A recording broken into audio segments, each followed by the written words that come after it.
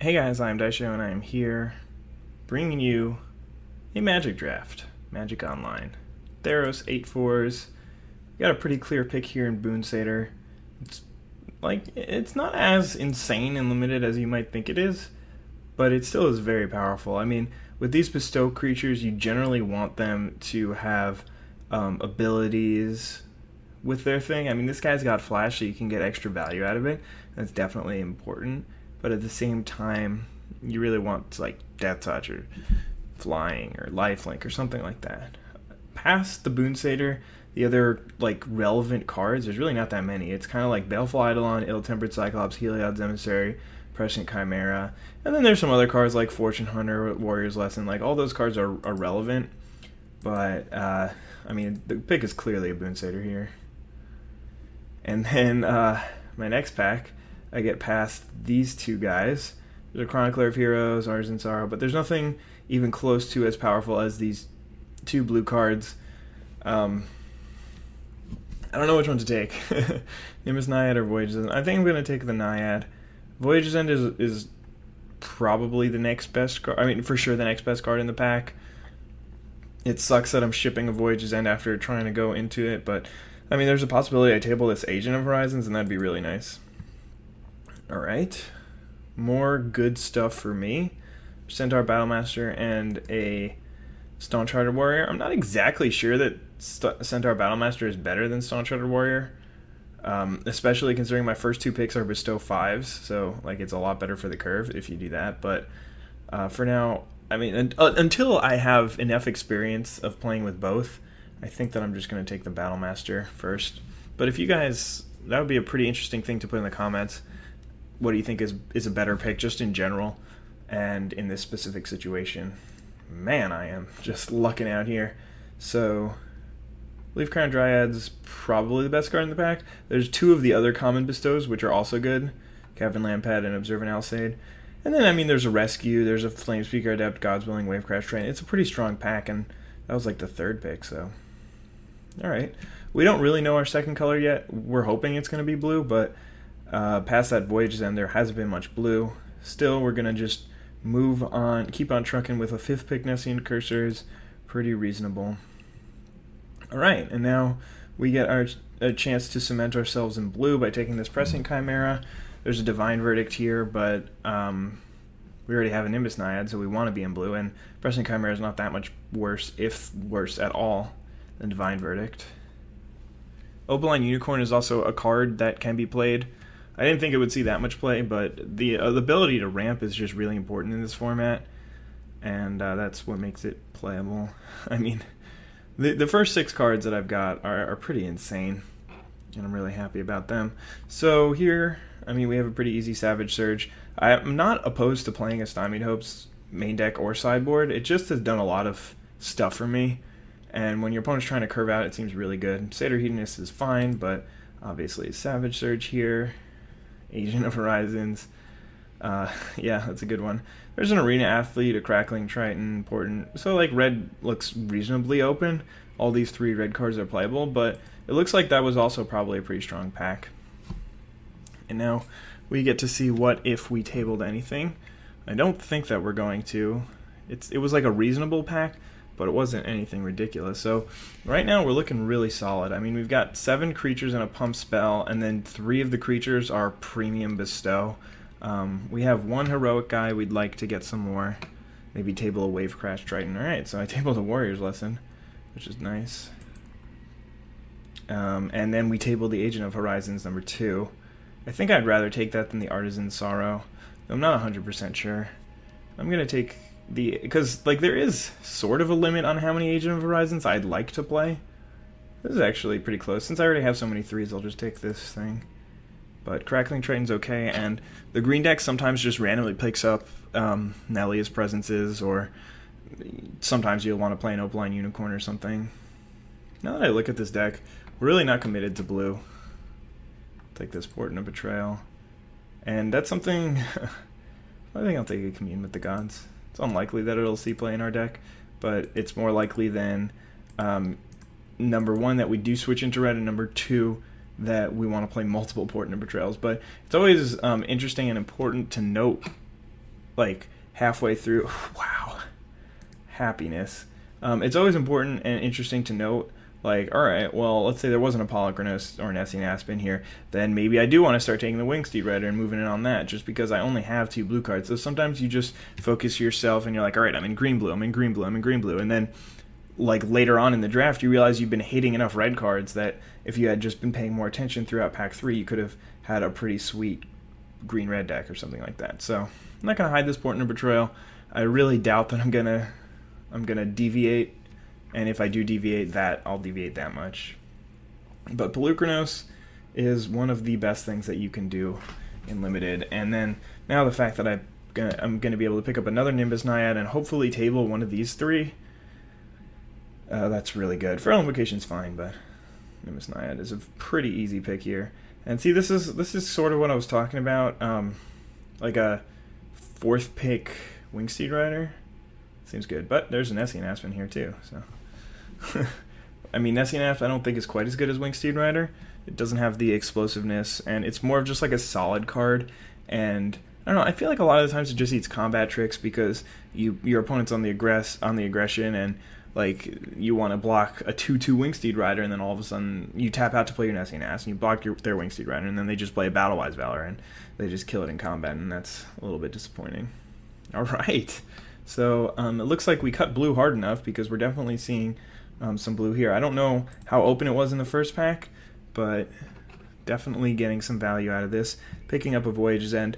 The most important cards for me right now are more 2-drops, more stuff to do in the early game. So Sedge Scorpions and Voyaging Satyrs, as well as Voyage's End. I can hide this Portent of Betrayal now. Voyage's End, Sea God's Revenge, and Griptide, as well as, I don't know, that's actually pretty much it. Voyaging Satyrs, Sedge Scorpions, and Voyage's End, Griptides, and Time Defeats. I could also use a couple more heroic creatures, but the greatest part about the Bestow deck is that you don't need heroic creatures for it to be good. Heroic creatures help, but not even that much. Like, bestowing onto an Essing Asp is pretty much as sweet as bestowing onto a Centaur Battlemaster. Instead of ending sometimes it still ends the game in 2 turns. Sometimes Battlemaster will end the game in 1 turn if you get them low enough and you just like, Nimbus Naiad game? But, yeah, and then we also have this Polychronos. So, I mean, I would play a Karametro's Acolyte or 2, not just because of this, but I also have these 5-drops, including the Essing Asp. I have all these bestow things, so we have a lot to do with our mana. And we have 16 cards, which is reasonable through 19 picks. Man, I forgot that we're still very early in pack 2.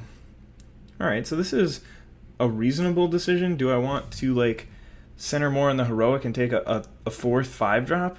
Or be more aggressive and take a Vaporkin? I mean, I'm looking like a really, really strong aggressive deck, and I think it really is Vaporkin here. Even though Centaur Battlemaster will obviously be insane in this deck, I don't even look at the ordeal. It's just not relevant to me. Yeah, this is a really interesting pick. I know I keep saying that, but I mean, I already have all this evasion, and I have a lot, and I also want to be doing things early in the game. I think I'm going to take this Vaporkin here, and hopefully I won't get torn apart for that. So right here I have a couple options. I could either take another 5-drop, or I could take a pretty good sideboard card. So I think I'm actually just going to take the sideboard card.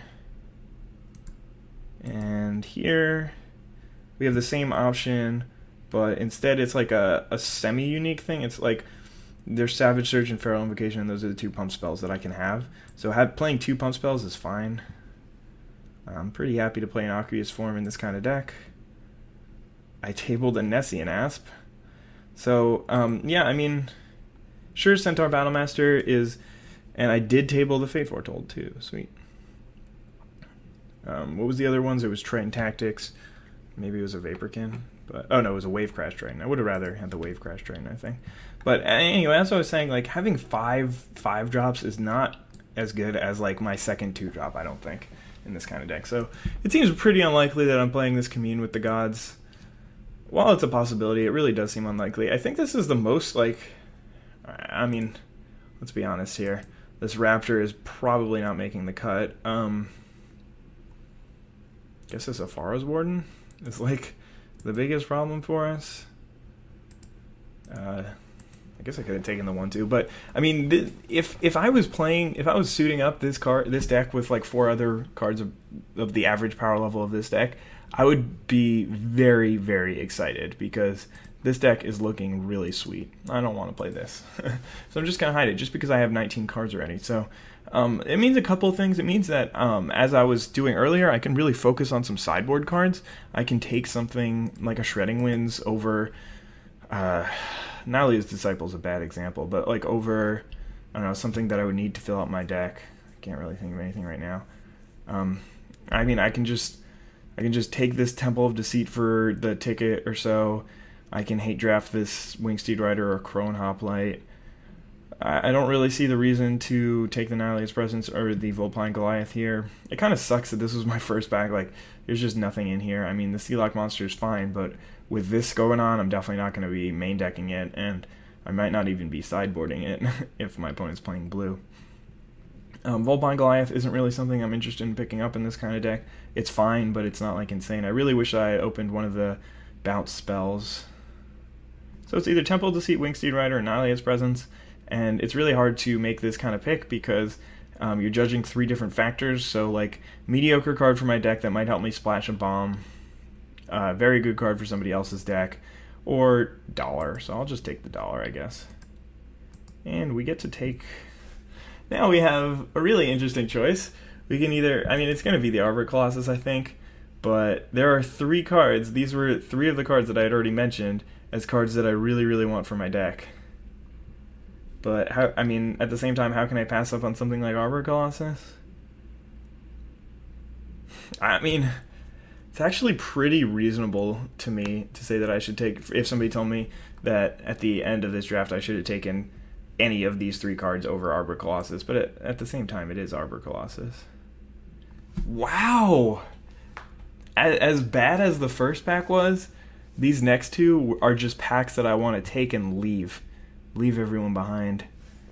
Nemesis Immortals is obviously good, but again, that top end is like looking back at me and just yelling at me. I'm pretty sure that there's very, very few cards that you ever take over Nimbus Naiad, and none of these are them.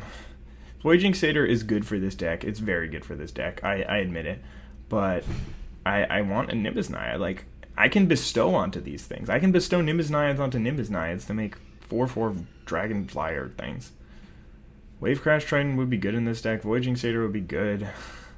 Time to Feed would obviously be good, but we're taking the Nimbus Naiad. My god, what is happening? I'm taking Curse of the Swine.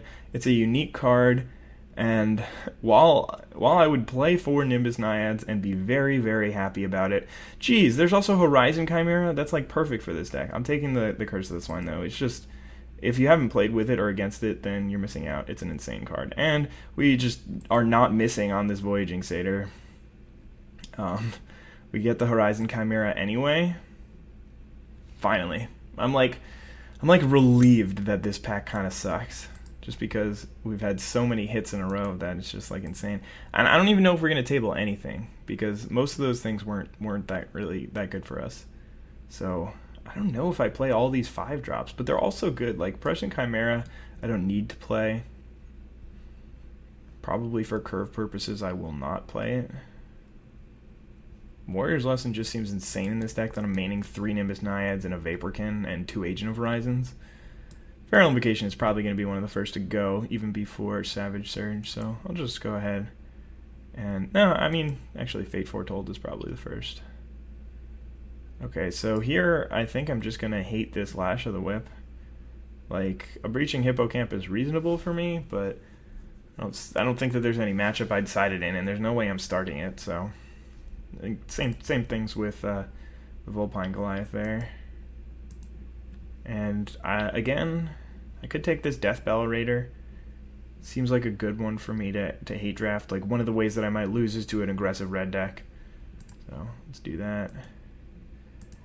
I'm just gonna take this card, gonna walk away, and I hope nobody saw it. So next to go is gonna be this Feral Invocation. I'll take this Prowler's Helm. You never know. I'm taking this Unicorn. A second Aqueous form might be good for this deck, but a Unicorn might also be good for this deck. Just take the Goliath at this point. I mean, like, you can only pass on late Vulpine Goliath so many times, so in the end, this deck is really just ridiculous. Its curve isn't the best Magic curve I've ever seen, and we didn't table the Horizon Chimera, number 2, so that probably means somebody's in green-blue as well, but we did not miss on anything. We got some rares. Where's that one? Arbor Colossus. Wow. I just don't know what to say. I mean, this deck is ridiculous. It's one of the best decks I've ever seen for this format. It's not like I can't lose. I mean, I can lose to mana. I can lose to my opponents getting nut draws, or I can lose to a better deck. But it's definitely looking pretty good. I think this is the deck. No, that's not true. I need to play 18 lands in this deck for sure. Aqueous form is something that I probably don't need. My creatures are all going to be bigger than them, or I have built-in evasion anyway. And while this is a good card, it's not like I have Wave Crash Tritons for it to be helping out. So this is definitely an 18 land deck. The higher power level you have for a deck, the more you just want to like minimize risk. And I think this does a good job of it. I want to play 10 green sources. 11 might be correct because I have this Arbor Colossus, but I do have this 2-symbol thing, this 2-symbol thing. So I don't want to be stuck on 1 blue all game. Hopefully that will work out well. So submit, and hopefully we can draw the right cards when we need them and destroy some people in some games. And we have reasonable sideboard card. This is also definitely a reasonable sideboard card. Even this Vulpine Goliath and the Prowler's Helm, I think these two kind of go together. If my opponent's trying to play a more controlling version, though, I don't really see how I would lose that game. It's interesting. Maybe I should be cutting this for like a Fate Foretold or a Prowler's Helm. I don't know. I wonder if anybody's ever played 19 lands because their deck was so good. I don't really. I mean, it sort of makes sense, but it also sort of doesn't. I just feel like if I'm casting my spells on time, any of my spells on time, then there's no way that my opponents are going to beat me. I'm still very happy I took that Vaporkin over the second Battlemaster. But yeah, all right. So, sorry, I'll pause the recording here, and I will come back when it is time to play our matches. So, bye guys. See you soon.